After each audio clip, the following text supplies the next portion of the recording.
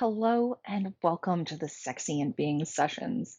Today we're here to talk about BDSM archetypes. I personally find BDSM to be a fascinating subject, and especially with all the different identities and personas and things you can explore in this space. I'm Alix Pruett, a certified sex, love, and relationship coach with a BDSM and kink focus. I work with men, women, and couples plus who want to transform their old patterns, pain, and beliefs so they can create thriving relationships that are deeply connected, playful, and fulfilling within themselves and with others. So, BDSM was one of those areas that I had my eye on for a long time before ever actually getting into that realm. But I want to bring this forward because there is so many different archetypes that can fall within this realm, and at times it can get confusing understanding what areas you want to explore. So, this is a little taster of different things that you can start to explore in this space. We're going to start out by breaking down what the acronym of BDSM stands for. And so, BD is bondage and discipline, DS, dominance and submission, and SM is sadist and masochist or masochism. And in that, like, you get a couple that have overlap to what the letters stand for, but it kind of envelops all the different scopes that can fall under the range of BDSM. Now, you may be into dominance and submission and have absolutely no interest in playing with your inner sadist or masochist, and that's all right. Same with the bondage and discipline side of it. Like maybe you're really into that, but you don't necessarily want to explore dominance and submission. You can kind of, I mean, for everybody, it's going to look a little bit different for what you're wanting to take away from it. And it's really finding what works for you, what piques your interest to explore, and finding how you want to play in those spaces. So the first two terms we're going to go into are dominant and submissive. And for that, there's a general way that like being dominant or being submissive is laid out. And I personally have a slightly different definition based on my own play in the world of BDSM and also in my experience through coaching and through learning more about what it means to be a leader. So we'll go over both of those. As I like peruse the web looking for what the general consensus of what it meant to be a Dom, it kept coming back to it's a person that likes to take control. And that simple definition of what a submissive is being somebody who likes to follow the control of another person. Now, I've personally found that these can lead into some very toxic ways that these two roles are seen to where like one person is just barking orders at another person and the other person is just blindly following. Now, I will always advocate that DS dynamics, BDSM play is based on consent. So if you have somebody saying, like, I'm a dominant, you have to follow my orders, even though you don't have those agreements set up, or if they're wanting to use your hard or soft limits as punishments, especially your hard limits as punishments, like this may not be a great match. Like, use limits as punishment. There can be other agreed upon things that you don't necessarily enjoy doing or enjoy receiving, but you're not using somebody's limits to define out that like this is a punishment because it's something you really don't want any sort of experience with. Now, if you don't have a great understanding of what your own limits are, I really recommend going and checking out the episode on soft and hard limits because it's going to give you a better scope of how you can start exploring what your limits are. There's also a great resource tool linked in the description that's completely free for you to use and will give you access to get a better grasp around what your limits are, what they can look like on a whole variety of things. So just a touch point. There are also many subcategories that start falling under these main topics of dominant and submissive. So on the dominant side, you can end up going down the rabbit hole quite a ways. But let's just go through some of these. So you have tops, you have doms or dames, you have master or a mistress, a daddy or a mommy. You also have pet tamers or brat tamers. Like it starts evolving the deeper you go into it. You could even look at being a sugar daddy or sugar mommy as a form of dominance. Um, as you go down more of the submissive rabbit hole, there's bottoms, there's the general term of submissive, there's slaves, domestic servant, pets, brats, good girls or good boys, princess, and again, like there's probably many more terms that people could identify with. It's just starting to give you some ideas of the terms that exist within these spaces and what those identities can look like, because maybe one week you want to explore your submissive and another week you decide like you want to play with your brat on the submissive side. Well, please communicate that to your dom, that those are things that you're wanting to explore, or to whoever you're playing with that is taking that top role, and see if that meshes as far as something they also want to help you explore and play with. Now, I had mentioned that I was going to give some of my own definitions to what these things look like for dominant and submissive as terms themselves. And this is because I've run across some pretty icky feeling dynamics with people approaching me saying that they're dominants, because I do identify as a submissive.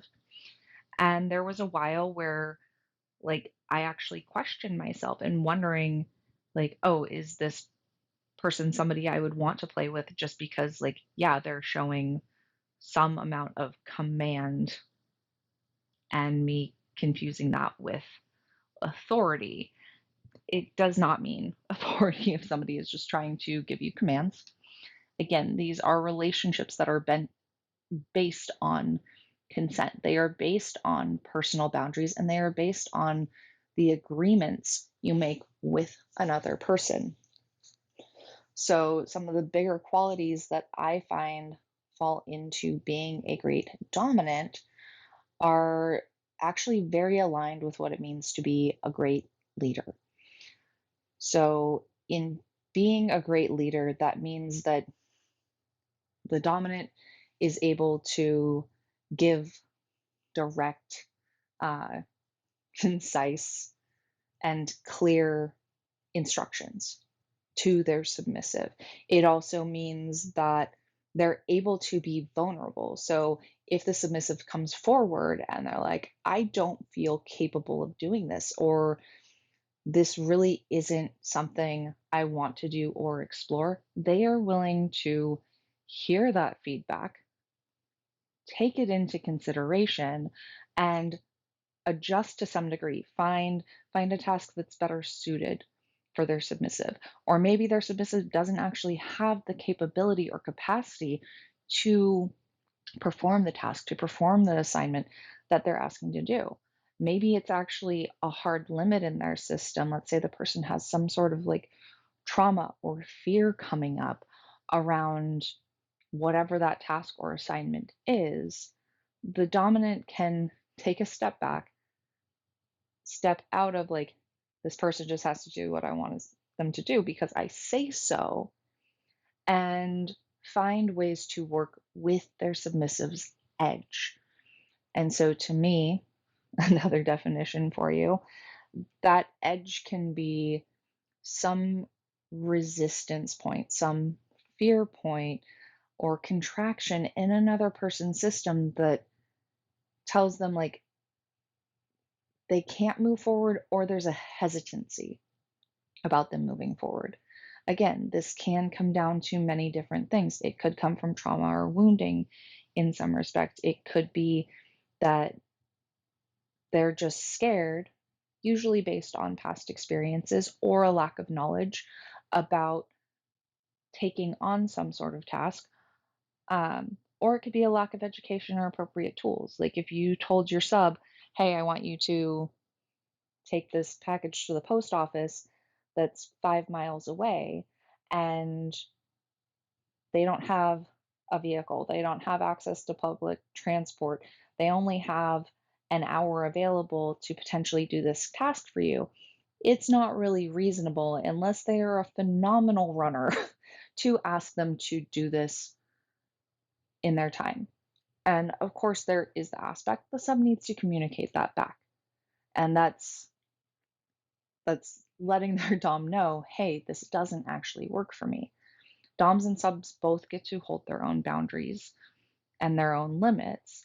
And if you're, as the dom, if you're not actually giving them the space to show up in ways they can thrive or help them be able to work with their edge for whatever that resistance is, then it's more likely that they're going to fail. And then it may be that you don't feel that you're being heard or taken seriously as a leader. Again, it can bring up all sorts of narratives. It could come down to like, you don't feel like you're enough as a Dom. The sub could feel like a failure because they keep wanting to fulfill these things. And for whatever reason, this resistance keeps coming up. And again, that may not just be psychological things within them, it could be real world, tangible things that they don't have the capability or access for. So just keep those things in mind. As far as submissives, um, the, the general consensus I kept coming across online again was somebody wanting to give over control. And I take a little bit different of a look at this. And like, yes, there is a layer of letting go of control as far as the submissive goes, but it's a very broad term to me, and especially in my experience as a submissive. Um, I like to think of it as a state of letting go, of surrender. I actually personally use a lot of submissive spaces to help me drop into kind of a form of meditation so that I'm in my present moment experience and letting myself feel whatever's coming up. So maybe that's emotionally, maybe it's sensations in my body. Um, it can also apply to like, mm, what was I going to say? It can also apply to like it's a letting go of control, letting somebody else make the choices. But for me, there is a knowing that needs to come along with it, a level of trust that this person is going to make the best decisions they can based on like the knowledge they have of who I am, where I'm at, what I'm capable of, so that they can help me grow and move forward in some ways. I personally like to use my spaces of submission for my growth experience in the world. I am a perpetual learner. And so having that space to surrender, to let go, to not be the person making all the choices and trust that somebody else can take that lead is really big for me in my life. And it doesn't necessarily come easy. I am not always an easy submissive. I have been. And for me, in my easy submission, it was really just a really big lack of boundaries because I didn't know how to gauge what created a great Dom for me. And one thing I want to invite you to, if this is resonating at all, if you don't know what it is you're really wanting out of a DS relationship and you're a submissive, I want to invite you to come back next week and join us because we're going to be going over an episode called My Own Best Dom. As a submissive, one of the biggest keys I found was being able to be my own best Dom first because I am the person who is with me 24/7. I know my experience and have been the only person there for it from the time I'm born until the day I die. And so ultimately, I am going to know what is best for me overall. And there's value in being willing to listen to your intuition, in being able to tap into that leadership within yourself for yourself. And then that gives you key insights to be able to recognize those qualities in another person to say, this is safe to let go. So, again, just an invitation for next week if you'd like to join me. All right, let's get into some of these other archetypes. So, the next one we'll go into, actually, one last thing on dominance and submissives, because you have all the subcategories that can fall into these things. There are different levels of commitment. Like sometimes people only play with these spaces in the bedroom, and it is completely related to the way they express themselves sexually. Sometimes people explore these spaces, and it has absolutely nothing to do with sex. There can be time limits on where people are wanting to explore this. So let's say they're an only in the bedroom person, and but with their partner who is their dom, like maybe they only play in the dom and submissive roles like a couple hours a week or a couple hours a month. Like some people don't, again, it's gauging your own time and capacity that you can and want to dedicate to this. There's also 24/7 dynamics, and those are things that work for some people. I definitely want to recommend if you're first getting into this, like dip your toes in the water first. Don't just dive full into a 24/7 dynamic unless you have somebody who is very well versed in these dynamics that you're working with and who can help guide you rather than somebody just coming forward to you and being like, I'm a master, and you're just going to follow everything I say. Again, you haven't built out the relationship, you haven't built out the trust, you haven't built out the safety, and people can end up asking you to do a lot of really interesting things that may not be for you. And especially if you're entering a master and slave dynamic, that can get a little icky, a little scary because, like, maybe they don't actually have your best interest in mind. So, again, that's where being your own best dominant, being able to make those calls for keeping yourself safe, for keeping yourself loved, right, in your own being can be so important and vital to your care. All right. The next one we'll get into is sadists and masochists. So, the sadist is the person who enjoys inflicting pain on another person. A masochist is the person who enjoys receiving pain. And I will say, on some level, the masochist is going to derive some amount of pleasure out of the pain they're receiving. Now, there are all sorts of ways to play with pain, and most of us think of very physical pain happening to our bodies, but this can come across as mental or emotional pain as well. And so when you start getting into being a degrader or degradee, playing with areas of um, humiliation or sensation play that is more based in inflicting what most people would consider to be painful or scary sensations to the body, then like you can be getting into the realms of sadists and masochists. Now, I've been playing in these realms for about the last 7 years distinctly, at least since I started researching all of this heavily as well, and actually identifying as a submissive. and entering into DS relationships. And I will say that, again, I have a little bit different viewpoint. This comes from my experiences throughout my life. I also worked in massage therapy for a long time. And I have realized for myself, like, where my own sadist and masochist fall. I am my own best sadist and my own best masochist as well. And if that little bit of a topic interests you, I definitely recommend checking out the book Existential Kink because she has some phenomenal references to playing with your own inner sadist and masochist as far as it applying to shadow work and self development. Anyhow, enough on that tangent. Um, I've found some favorable things in the space of being a sadist, being able to tap into that, and other ones that kind of leave a bad taste in my mouth.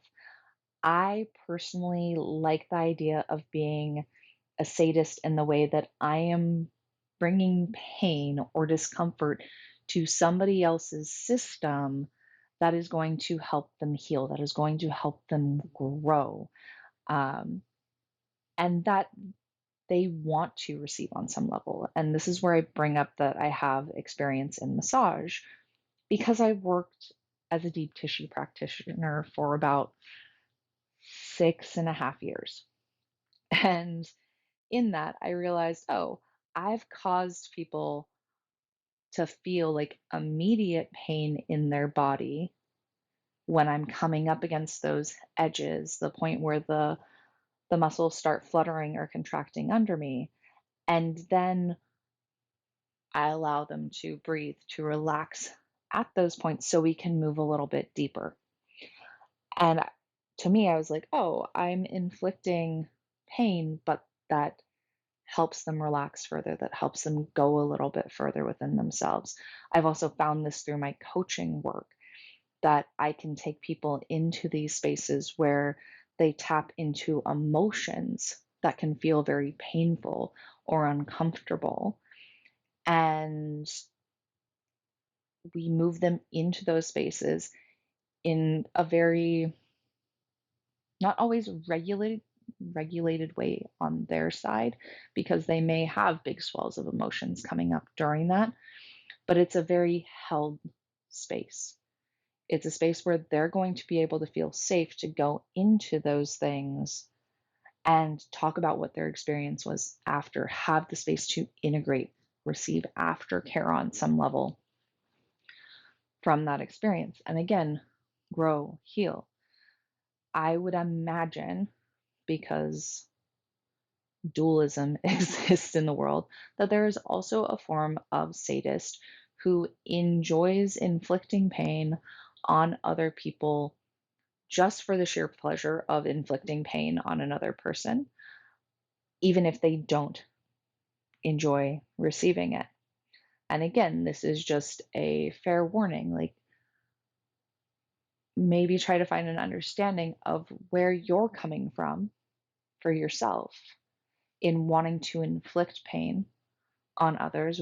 What has you derive pleasure from that? And is that based on it being pleasurable, even if the other person's feeling pain, for both of you or just one?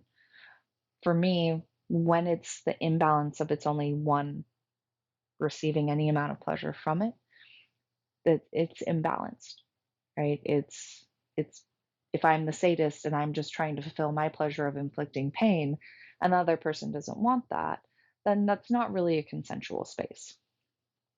So on the side of masochism, this is the person again who enjoys receiving painful or uncomfortable sensations, emotions, whatever it may be that they're wanting to work with. Again, this can go into physical, it can go into mental, emotional, and even spiritual realms for what you play with. And there can be, again, I'm sure there's many scopes even outside of what I'm considering, but the type of masochist who the pain or the sensations they're feeling in their body that most other people would think hurt, they actually derive a lot of pleasure from. So it is actually something they enjoy feeling. Again, we'll bring it back to the deep tissue massage. Now, deep tissue massage is not for everyone. I had clients who ranged the gamut from like feather light touch to this is my full body weight on the table with them going into their glute through my elbow. Um, but the thing to consider with this is like, even though other people may consider that hurts, is does it actually feel pleasurable for you? Are you able to take value and pleasure out of that space? And, or like, is that space just painful and then leaving you in a highly dysregulated state? If it's leaving you in a highly dysregulated state, I do want to recommend like find ways of working with aftercare. What sort of aftercare works for you? Or maybe it means that in those spaces, you're actually going past your edge and throwing yourself off the proverbial cliff, which can create trauma. It can create a lack of trust in relationships because you're going too far for what your system is okay with. And again, this is one reason I highly recommend like doing some amount of self work, some self reflective work for yourself at these spaces, because they can just be like at the top level very like fun and play and let's explore. They can also go into very deep states that can facilitate healing through relationships at the same time as like it can facilitate healing through relationships. If you're doing that on an unconscious level, then it can also create more trauma, validating old stories that you have held, especially when it comes to pain and discomfort and your relationship with pleasure that can actually be harmful. Again, I like to facilitate the spaces that help people learn and grow and expand within themselves. And so holding that sort of space for another person is truly a pleasure and truly an honor on its own. And that's, again, something I now provide through coaching work. At a point in time, it was something I provided through massage therapy. So I am curious, and feel free to comment below. What are your biggest takeaways so far around dominance or submission, being a sadist or a masochist, and what what would you like more information about? Is there something that's piquing your interest that you want to hear more about, that you'd like to learn more about? Go ahead and comment that below. And let's move into the next one. So, one of the big things in the BDSM community is rope play or shibari. So, for this dynamic, you typically have a rigger and a rope bunny, or it could be a rope top and a rope bottom. At least those are the two common terms I have heard. The rigger or rope top is typically the person applying the rope to the other person. They are the one handling the rope. They are putting it on the other person's body. They are doing check ins throughout the session to make sure that the person who has the rope on their body is feeling all right, that there's no nervy pain, numbness, any of those things. A part of me keeps wanting to say they're the ones tying knots. Like most the riggers and rope tops I've worked with don't actually tie knots, so it's not necessarily that they're tying a bunch of knots on the body, but that's what comes to mind. The rope bunny or rope bottom is the person receiving the rope. They are the one being bound or restrained in some way, potentially suspended, A suspension, just because, again, this is something that I've seen people get confused, is any time that like your like for the rope bottom, if their body is lifted off the ground, so even if it is like one of your feet is lifted off the ground by an inch, that is still a suspension with rope, as long as the rope is the thing lifting your foot off the ground and it is not your muscle moving it. Um, it could be up to your full body is suspended off the ground. I've had just my legs or just my like upper back and shoulders lifted. I've also had many full body suspensions. Um, the rope bottom may help to some degree with taking off the rope or putting it on some level, but most of the time they are just receiving that space and having the rope applied to them. I've also worked with suspensions where the rope bottom or bunny can actually move themselves in orientation based on the suspension. So maybe they can flip themselves between being head down and feet up, or to then being feet down, head up, or whatever plane lands in between. And again, that depends on what you're wanting to receive. If you enjoy being able to have some amount of control when you're in rope or not. I kind of touched on the degrader and degradee. I personally find that this would fall under the realm of sadist and masochism as one of those, again, subcategories. And like the degrader is the person who enjoys using humiliation or certain terms that put another person down, right? And the degradee is the person who receives those. We also touched on owners and pets.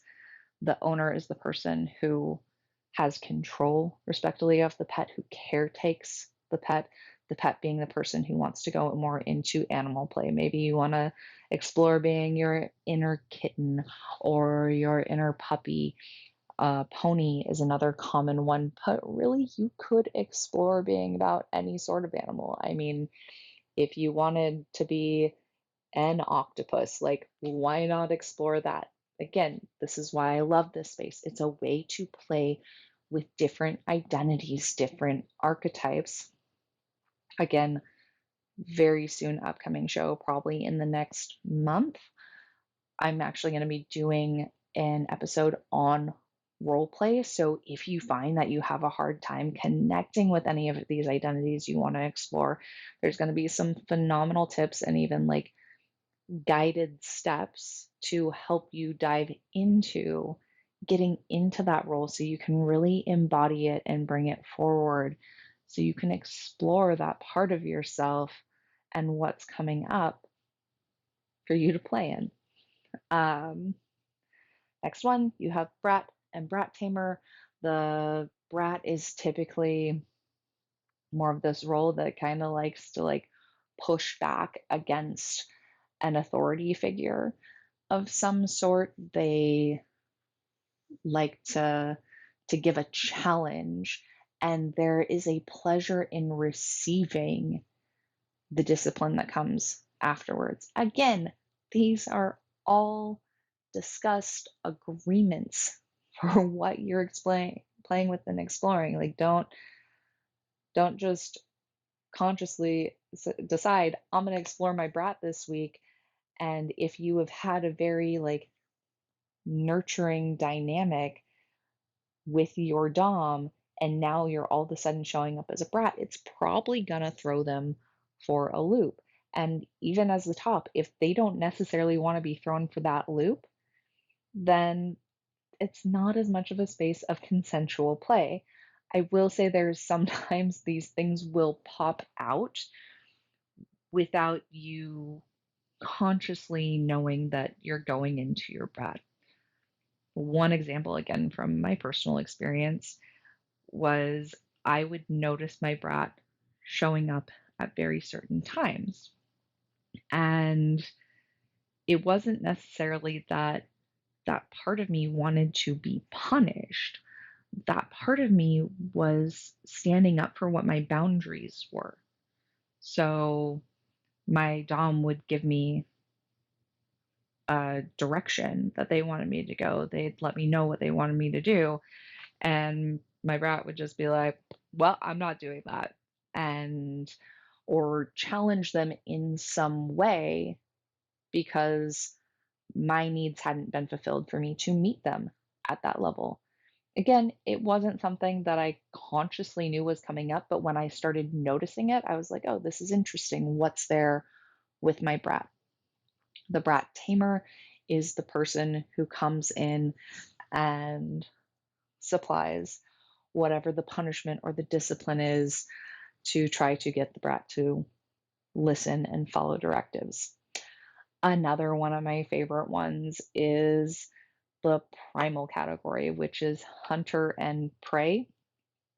And I personally love playing with primal dynamics just in general, whether it's in sexual exploration or not, because there can be a lot of repression around our primal bodies, around our primal nature, and tapping into our more animalistic sides, um, allowing ourselves to growl during sex, um, allowing ourselves to like really feel the strength in our body, or if you're falling into like wanting to actually step into the identity of the hunter or step into the identity of the prey, allowing yourself to feel what it's like to be chased.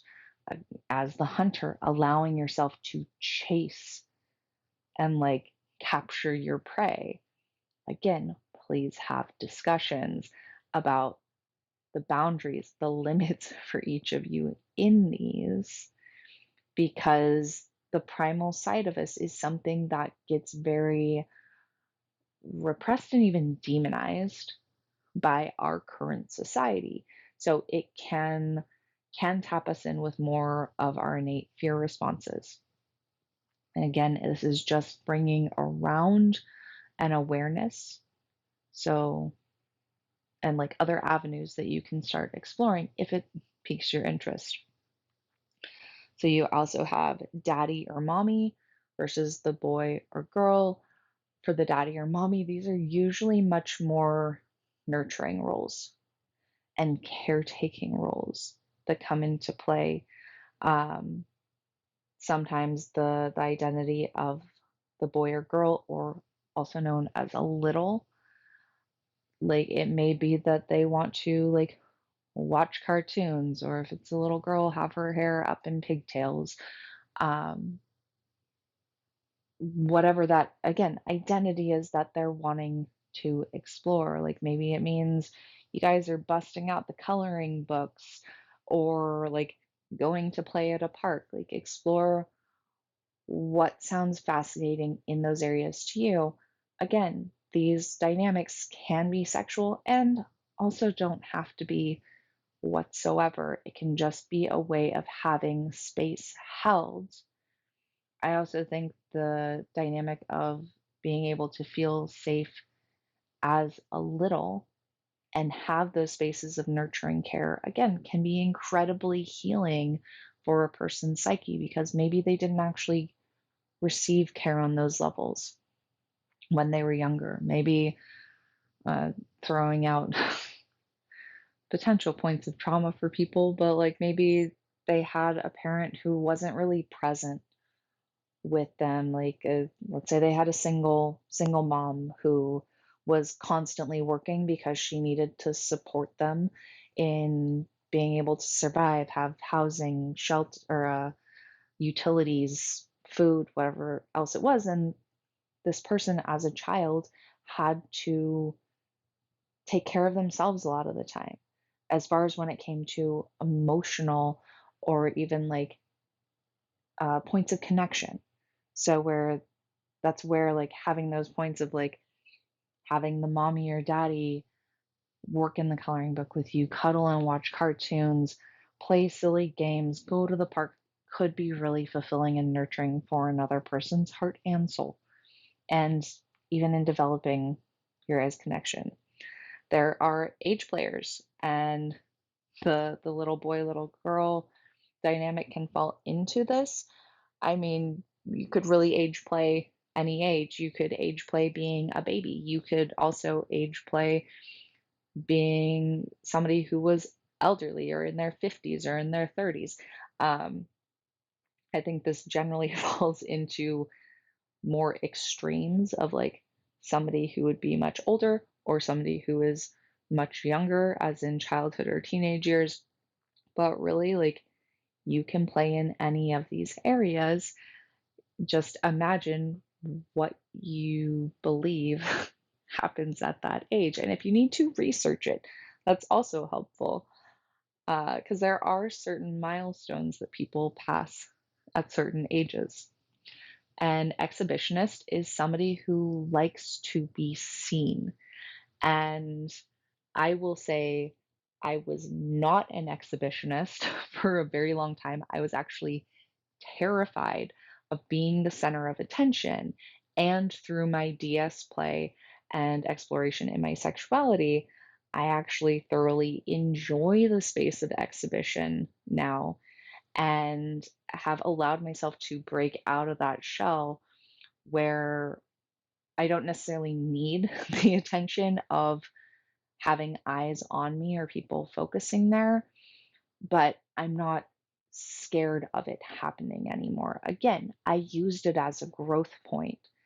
Um, so one way this can happen, and or at least one way I've experienced it, is going to kink events, or there are also sex and swingers clubs in my local area, and that's actually the first place I explored um, sex in a public space because I like consent. It has been one of my foundations for a long time. I really enjoy having the space that, like, if somebody's going to walk around the corner and I'm having sex in a public space, it's not so much that like I got caught or these people are seeing something they don't want to be seeing. It's these people are in this space knowing that they may see somebody having sex. I am in this space wanting to potentially be seen by other people while I am in that state. And like we can have that mutually fulfilled. I personally don't like the idea of like having sex out in some public space and a small child wandering across me doing that when it is not my child, nor like my place to have to expose somebody else's child to that circumstance. Same goes with adults. There are people who don't want to see that, and that's okay, and I can respect that. But finding spaces where you can explore that do exist, or you can create them. Private parties are a great way to do that. So, another one that is very closely linked is the voyeur. And a voyeur is somebody who enjoys watching. Again, kink spaces, um, sex or swingers clubs, private events are great spaces to explore this. I will say, on some level, at least if you have watched pornography, you have been a voyeur at some point in time. But there can be a difference with that because there's literally a screen that you're watching compared to watching people in real life. So there can be edges there, even if you've experienced being a voyeur on some level in your life. That's the very, very baseline level of what I would say a voyeur is if you've watched porn, like you are a voyeur on some level, at least when it comes to sex, if you're watching other people have sex that way. They just don't potentially see you as well. Um, there's experimentalists, and an experimentalist is willing to experiment and play around with different things. You could also call this an explorer, and I believe that is one of the terms on FetLife, is that somebody is exploring or an explorer because they're not quite sure. what they want to look into, but they're open to looking, they're open to learning and experiencing new things. Um, you've got a switch, and this is somebody who could take either role, and they don't necessarily like being categorized as only one because they can find pleasure in either side. While some people will tend to really only want to be submissive when it comes to their sexuality or only want to be dominant. There's, again, no rights or wrongs here. It's only what's right or wrong for you and what you want to experience and explore within these realms of your sexuality. You have the non monogamist. So, most of at least American society has been built on the idea of monogamy and the nuclear family. And I'm not going to go diving too incredibly deep into this, but the space of monogamy is the idea of two people. It's a couple, right? A couple being two. It can be one male, one female, two females, two males, bringing in non-binary. It's the idea of like two people coming together in a relationship. When you start branching out into non-monogamy, you start exploring realms of being swingers, having open relationships, polyamory. I would say the very extreme end of polyamory is that you can date whoever you want and have whatever sort of relationship you want with them. Your partner can do the same, and there really aren't too many limits besides like you're gonna check in, maybe you like tell each other about um, what you've experienced for sex in being that like you've had STI tests done, like sharing those things for mutual understanding of safety. But the I mean, you could have several people who are your partners living with you, and they may or may not be partners as well.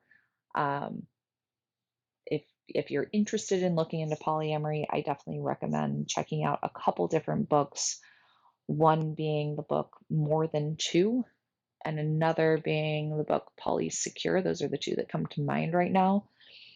But they have some great examples of like polyamory do's and don'ts, giving a better understanding of what those scopes are that polyamory can fall into, and honestly, just a lot of great information on what healthy relationships um, can really look like, especially when you're having open, vulnerable communication. I tend to differentiate polyamory from open relationships in a little bit of a different way. I had trouble distinguishing what those were for a while, but I decided for my own definition that open relationships to me tend to be the spaces where I probably have a primary partner. So it may look much more like a monogamous relationship. And then I can go have sex with other people, but those connections are really only based on sex. I'm not necessarily going and like going out to the movies with these other people or hanging out with them in my free time. It's to me more of that space of like hookups, very casual dating with other people, not building deeper emotional or mental connections with them. Again, that's my definition. You don't have to take that one on. But for me, the polyamorous side of it, there tends to be, it's more based on the idea of love. Polyamory literally means many loves. And to me, I I don't necessarily experience love from just a physical connection with another person. That usually involves some sort of mental and emotional connection as well.